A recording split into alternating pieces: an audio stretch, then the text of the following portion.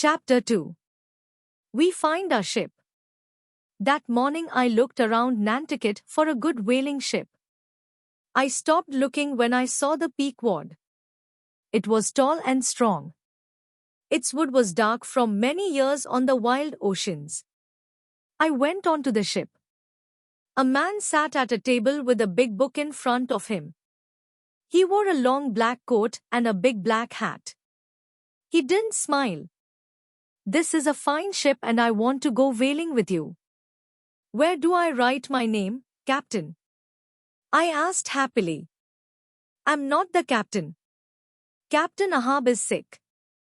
He's down below." "I'm Starbuck." "Are you a whaler?" he asked. "No, but I'm a good sailor," I answered. "You can ask the captains of my other ships." "I'm not interested in your captains and your ships," he said. "Sailing is not whaling. Whaling is a hard life. You'll be away from home for many years. The work is difficult. You have to be strong and fast. And it's very dangerous. I want to learn. And I want to see the world." I said. "Oh, you'll see the world. And you'll see more, good and bad. Some very bad things." He looked at me for a minute. Then Lai spoke again. "I'll tell you about whaling. Captain Ahab has only one leg.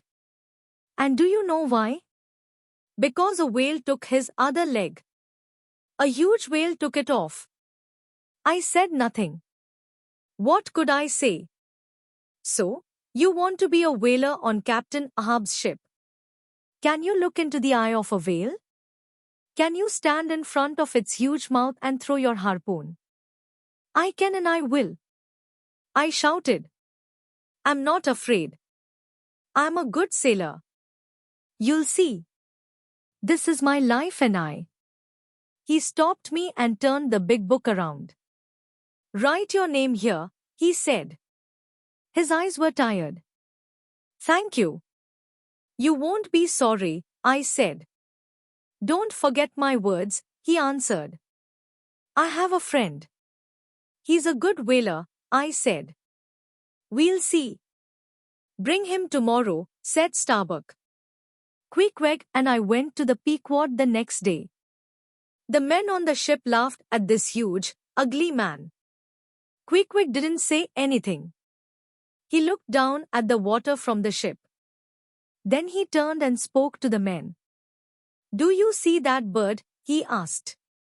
The men looked, but they couldn't see anything. "There," said Queequeg. The men looked carefully this time and saw a small dead bird a long way away on the water. "That bird is a whale's eye," said Queequeg. He threw his harpoon and hit the bird. "Now that whale is dead," he said. The men were quiet. Queequeg was better than every other man on that ship. And so the Pequod had 2 new whalers. We went to our room and got our things. An old man stopped us on the street before we got back to the Pequod. "Are you sailing with Captain Ahab?" "Do you know him?" he asked. "Yes. We are sailing with him. He's sick now. But we'll meet him later," I answered. "Sick?" he shouted. "Yes. He's a sick man. He's the devil." "And who are you?" I asked. "I'm Elijah," he answered. "Why do you say this about Captain Ahab?" "Men say that Lai's a good whaler. He knows the ocean." "They're right," answered the man quietly. Then his eyes turned big and wild. "But he's the devil. I sailed with him." "I know. And his men are the devil's helpers." He looked at me strangely. "He only has one leg. Do you know Captain Ahab's story?" I suddenly felt afraid.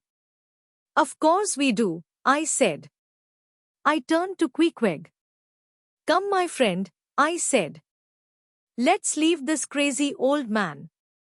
And we went quickly to the ship. We sailed on Christmas morning. Captain Ahab didn't come up and meet the whalers. But every night we heard him. He walked up and down, up and down. One night we heard Starbuck speak. Please, Captain. Stop. You're waking your men up. No. I can't sleep, so my men won't sleep. They can think of whales in their beds, dead whales. That's their job, shouted Captain Ahab. I thought of Elijah's words, the devil's helpers. Were the men all the Pequod devils? There was unhappy Starbuck. Then there was Stubb. He was very different. He always laughed and told funny stories. From my bed I looked around at my neighbors, Bildad, Tishtigo, Duggo, Flask, Monksman, and the other whalers. They were from many different countries and had interesting stories. They weren't all good men, but they weren't devils. Who were Captain Ahab's devils?